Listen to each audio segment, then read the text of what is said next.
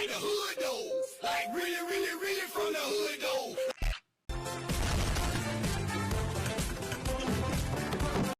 What's going on, dudes and dudettes? So yes, really early this morning on the West Coast, got some breaking news from Adam Schefter, the top NFL breaking news reporter guy. Apparently, the Chargers and Austin Ekeler have come up with kind of deal with this last year that he has left on that contract where he could earn up to $2 million in incentives, so it's not going to count towards the cap room as of this year, but it's like if he reaches like certain yardage or touchdowns, certain games played, stuff like that, they could earn him up to $2 million, which he obviously believes he can get and is easy enough, so he most likely will get that $2 million bump either way after this season. So he was happy enough with that, and it looks like he will be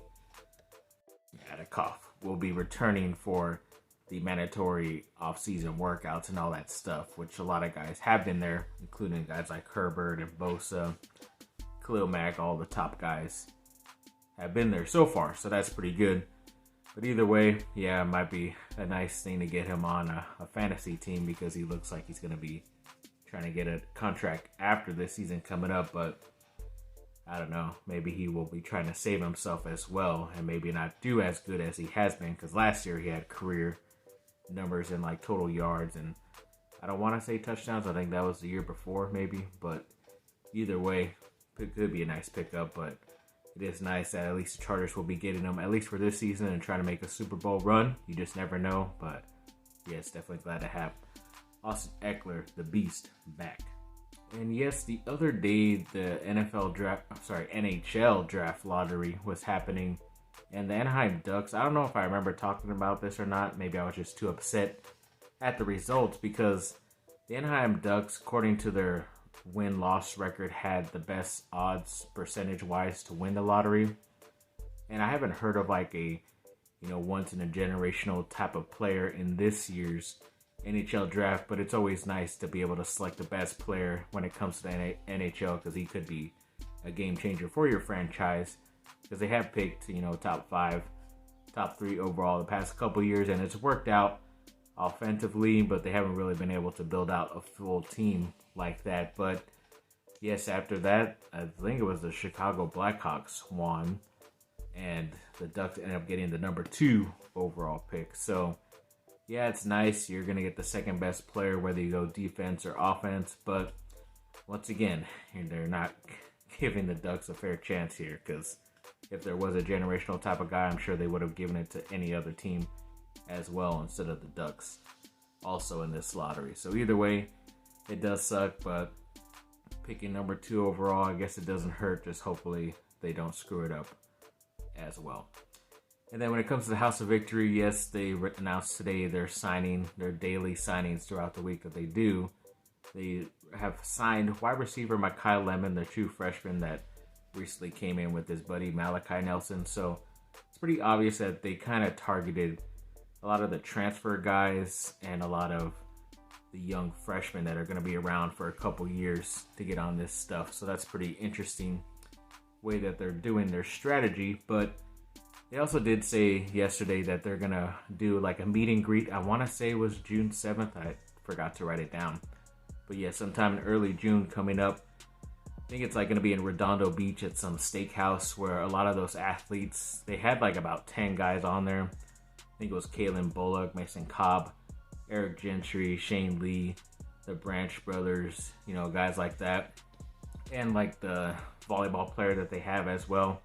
Even Boogie Ellis, the star senior basketball player returning. They're all going to be there, and I think they said even more names will be able to pop up as well. I don't know if you have to pay for this event or not. It is a meet and greet, so you never know if you're going to be able to get pictures or autographs and stuff, and maybe have to buy a meal there as well to be able to get access to these guys. But either way, still a pretty cool thing. Redondo Beach is pretty far from me, so I probably won't be able to make it out, but you never know. So good luck to those guys. It's pretty interesting to see what they're going to be doing for them as well, because I guess they're going to talk about what the House of Victory is all about and everything like that. So that's pretty cool. And yes, one of Tom DeLonge's first side projects that kind of led to the first breakup / hiatus of Blink-182, Boxcar Racer, the band he started with his Blink-182 drummer, Travis Barker, another guitarist, David Kennedy, a couple other guys, another bassist. They did a pretty solid album.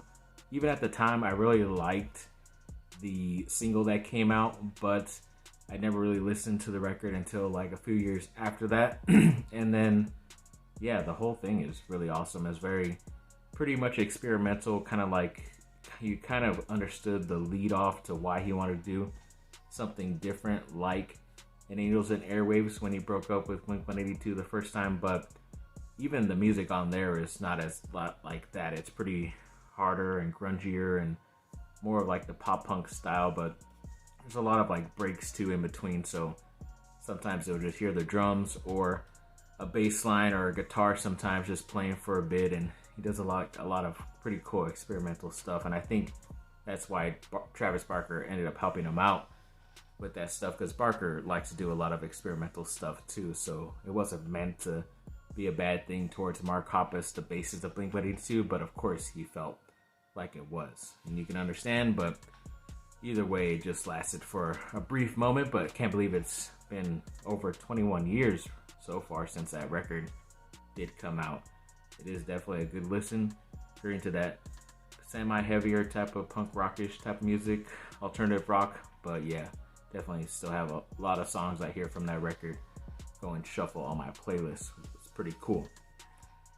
And then yes, the reason why you're all here, the Lakers were finally eliminated last night against the Denver Nuggets at home in LA, which sucked a little bit more, but I did not stick around to see the celebration that they had on our home courts. I kind of turned off the game. I was already frustrated like around 2 or 3 minutes left because of what was happening, and I ended up seeing the final score. Yes, the Lakers did have a chance. LeBron couldn't even get the shot up because of a couple of good defensive plays. If he would have, just thrown it back.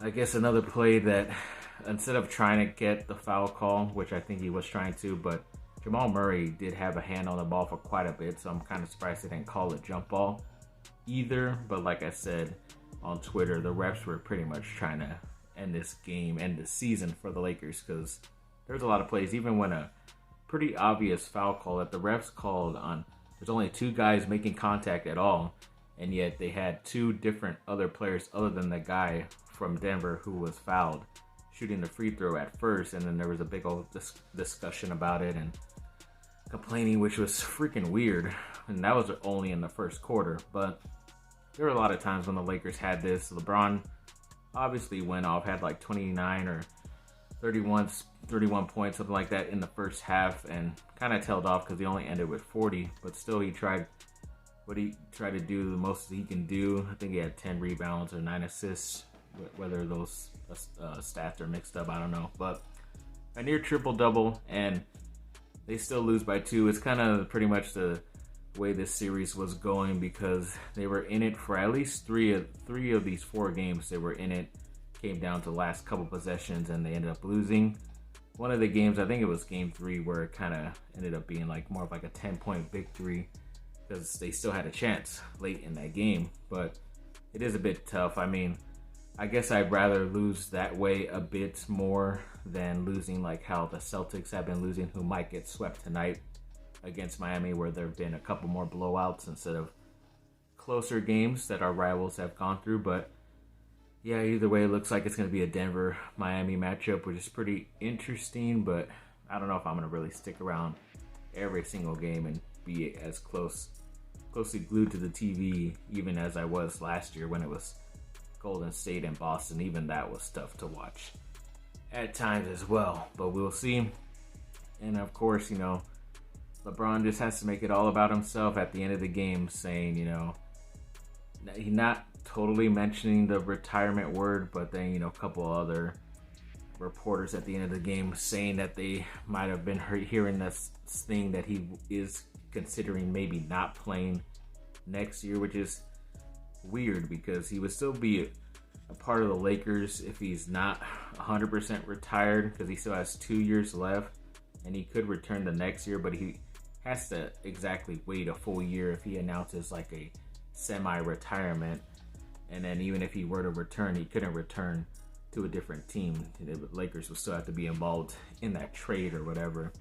But maybe it's because he wants to take a full year off before he plays one final year with his son in the NBA. I don't know. Or maybe take a couple years off so then he can wait for the even younger child who's a year or two younger than the one that's going into college this fall and be able to play with both of them.